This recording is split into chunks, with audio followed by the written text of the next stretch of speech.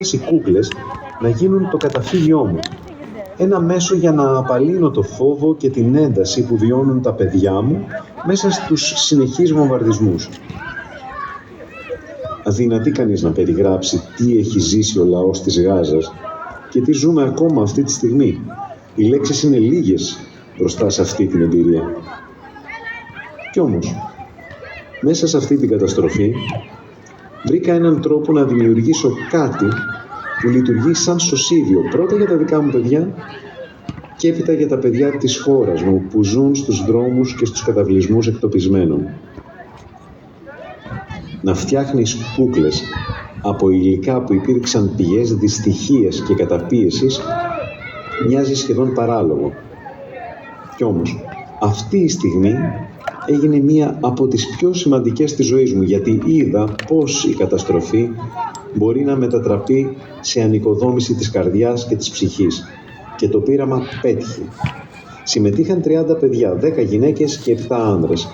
Έκπληκτοι δέχτηκαν να παίξουν με κούκλες φτιαγμένες από κονσέρβες και υπολείμματα πολεμικών υλικών. Ξεκινήσαμε παραστάσεις, δημιουργήσαμε ένα μικρό θέατρο και αρχίσαμε να περιοδεύουμε στους καταβλισμούς. Τότε άρχισα να ακούω φράσεις που δεν θα ξεχάσω ποτέ. «Θείε, άφησέ μου την κούκλα, έχασα τα παιχνίδια μου. Μάθε με πώς να φτιάχνω μια κούκλα». Μια γυναίκα είπε «Κοιτάξτε τι μεγαλείο και τι ομορφιά. Είμαστε ένας λαός που δεν του αξίζει ο θάνατος». Σε εκείνες τις στιγμές άκουσα μέσα μου μια φωνή. «Μαχντή, πρόσεχε. Αυτό που κάνεις είναι μεγάλο. Να σταθείς στο ύψος του». Είναι φυσικό για έναν κουκλοπαίχτη να δημιουργεί χαρά, αλλά το να γίνεται το θέατρο η μοναδική πηγή χαράς και ασφάλειας για τους ανθρώπους, αυτό είναι κάτι άλλο.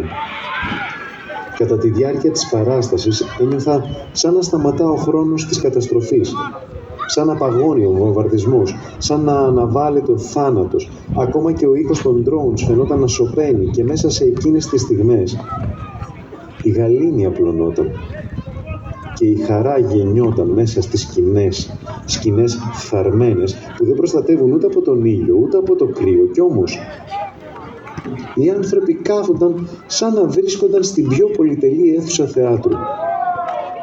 Θα είμαι ειλικρινής μαζί σας, δεν είμαι διάσημος καλλιτέχνης, όμως οι άνθρωποι συνοστίζονται για να δουν μια κονσέρβα μπιζέλια και μια κονσέρβα φασόλια να κινούνται σαν άνθρωποι, με απλή μουσική και ένα μικρό ηχείο. Κι όμως, λειτουργεί. Οι άνθρωποι χρειάζονται το κουκλοθέατρο. Έρχονται για να κλέψουν στιγμές χαράς και ασφάλειας, να κλωτσίσουν το φόβο κάτω από τα ξύλινα πόδια μιας κούκλας που τους τραγουδά και τους καθοδηγεί. Οι κούκλες έγιναν οι ήρωές τους, έγιναν φωνή της Γάζας. Υποσχέθηκα στον εαυτό μου και στην πόλη μου ότι θα συνεχίσουμε. Ονειρεύομαι ένα κινητό θέατρο, ένα λεωφορείο που θα φέρνει ελπίδα σε κάθε γωνιά της Γάζας. Δεν είναι πια όνειρο, είναι ανάγκη. Είμαι περήφανος που είμαι κουκλοπαίχτης. Και μπορείτε κι εσείς να είστε περήφανοι, όχι μόνο γιατί ανήκετε σε αυτόν τον κόσμο, αλλά γιατί διαλέξατε να σταθείτε στο πλευρό της